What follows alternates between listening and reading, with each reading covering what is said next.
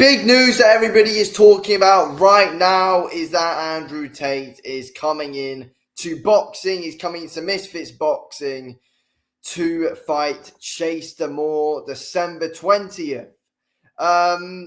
Very interesting stuff, in my opinion. Very interesting stuff.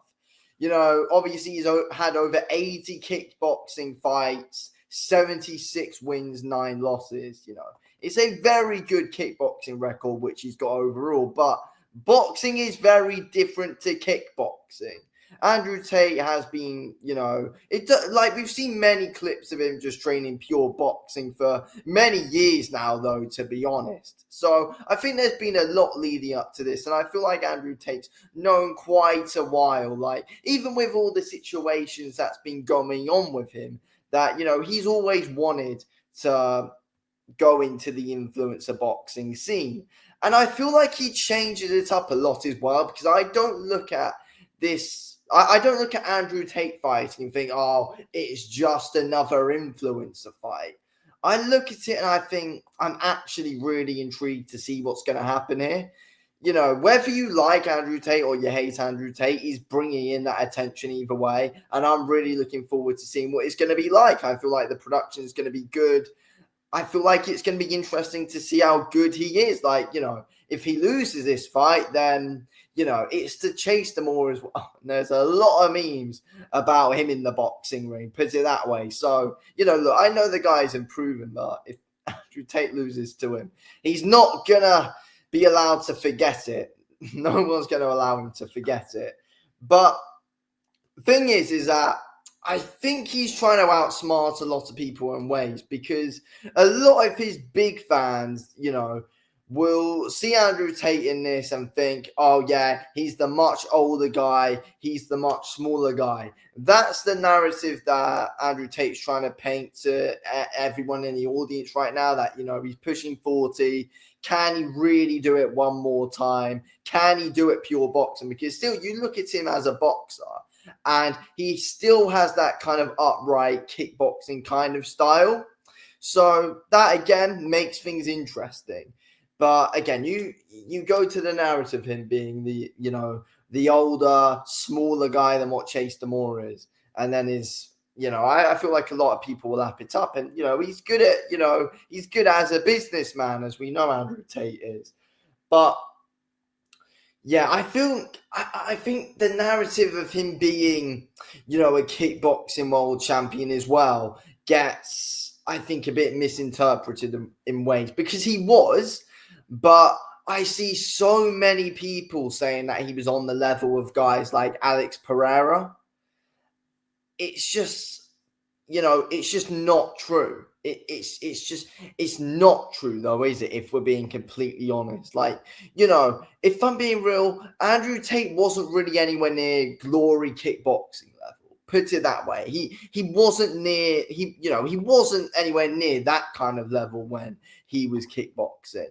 That's the difference between guys like Andrew Tate and Alex Pereira. You know, it's completely different. It's a completely different game, to be completely honest. And, you know, I don't think enough people know that. I don't think enough people know that. But still, though, you know, kickboxing is his game, and he is very, very, very experienced in that realm. He's very experienced in that, no matter what. And you can't take that away. He's got all of that experience, and all of that is going to be playing a factor here. Look, the reality is Andrew Tate should come into this fight and show absolute levels over Chase Demoor. He should show levels over Chase Demoor. That is what should happen here. You know, Andrew Tate's got that very, very nice, clean technique, very good pull counters that he's got. I think he's got a very good straight right, which is going to cause Chase Demoor troubles all night.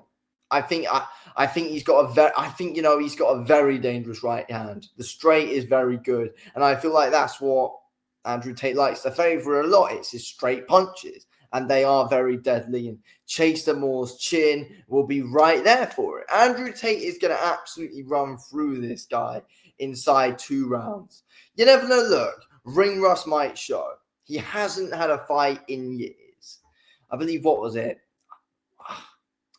Was it 20? It's difficult to think, because when was his when we're talking about like his actual, big fight that he had, he lost it. But he fought in 2020 though. That was, that was his full-on last fight. But his last big fight that he had was in 2016, and he lost that fight. So that is something. He got stopped in that fight that he lost in 2016, and it was eye issues, and he said post-fight as well, it was for his own health and safety that he had to pull out. He knew he was getting older for the game. So it makes you question that, obviously there are going to be questions around age no matter what. And being inactive, there are going to be a lot of questions around age. Of course there are. But levels are there. And Andrew Tate has done this many, many, many times. He's done combat sports many times. Kickboxing. He's not a wrestler coming over to boxing. No, he's got the fundamentals there. Without a shadow of a doubt, he has. And the guy has got some big power. And, we've seen it many times in his kickboxing fights. He's got some good power. And I think his timing is very good. It's just going to be a matter of levels. Chase Demoor is a culprit of running into shots, walking into them.